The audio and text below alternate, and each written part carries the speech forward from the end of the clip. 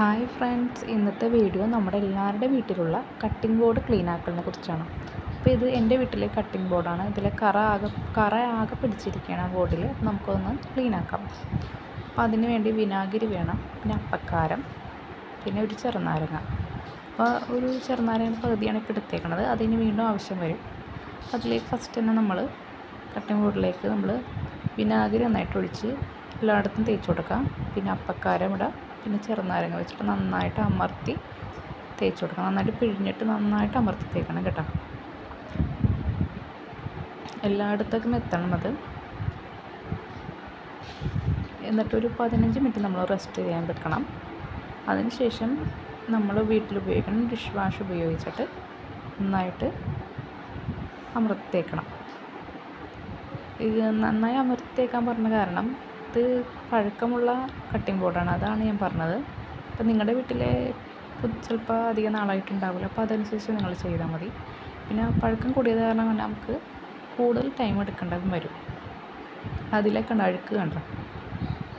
ഞാൻ ഒന്ന് കഴുകി വീണ്ടും ഞാൻ ഡിഷ് വാഷ് ഉപയോഗിച്ച് വീണ്ടും കഴുകുന്നുണ്ടത്. നന്നായിട്ട് അമർത്തി തേക്കുന്നുണ്ട്. എല്ലാ ഭാഗത്തേക്കും നന്നായിട്ട് എത്തണം. ഞാൻ ഇതിന് 2 സൈഡും ഞാൻ ക്ലീൻ ആക്കണം കേട്ടോ. ആ കറയുള്ള ഭാഗത്തൊക്കെ നന്നായിട്ട് അമർത്തി തേക്കണം. കണ്ട, ഞാൻ 2 സൈഡും ഉപയോഗിക്കേണ്ടത്. അങ്ങനെ വീണ്ടും ഒന്നുകൂടി കഴുകി വീണ്ടും നമ്മളതിലേക്ക് അപ്പക്കാരം, ചെറുനാരങ്ങ മുറിച്ച് വെച്ച് മറ്റേ വേറൊന്നും ഉണ്ടായില്ല, അതും കൂടി വെച്ച് നന്നായിട്ട് തേച്ച് എല്ലായിടത്തും പിടിപ്പിക്കണം. 2-3 വട്ടം നമ്മളിത് റിപ്പീറ്റ് തന്നെ ചെയ്യണം. എന്നാൽ മാത്രമേ അത്രയുള്ള കറകളൊക്കെ നന്നായിട്ട് പോവുകയുള്ളൂ. പിന്നെ ഇത് പഴയ കട്ടിംഗ് ബോർഡാണെന്ന് ഞാൻ പറഞ്ഞില്ലേ, അതും കൂടിയാണ്. അപ്പോൾ നിങ്ങളുടെ വീട്ടിലുള്ളതനുസരിച്ച് നിങ്ങൾ ചെയ്താൽ മാത്രം മതി. നന്നായിട്ട് അമർത്തി തേച്ച് കഴുകണം. നന്നായിട്ട് അമർത്തി തേക്കണം നമ്മളെന്തായാലും. അപ്പോൾ അതിനുശേഷം ഞാൻ ഒന്നുകൂടി കഴുകി കഴിഞ്ഞപ്പോൾ പഴയതും ഇപ്പോഴത്തതും തമ്മിൽ നല്ലൊരു ഡിഫറൻറ്റ് ഇല്ല, നിങ്ങൾ കണ്ടില്ലേ? നല്ലൊരു ഡിഫറൻസ് ഉണ്ടല്ലേ.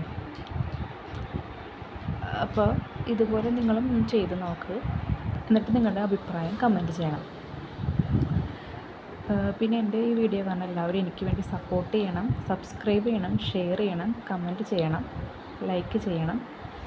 നമുക്ക് അടുത്തൊരു വീഡിയോയുമായി നാളെ കാണാം.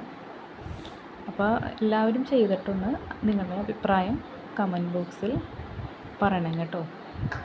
ഓക്കെ, എന്നാൽ അസ്സലാമു അലൈക്കും, ബായ്.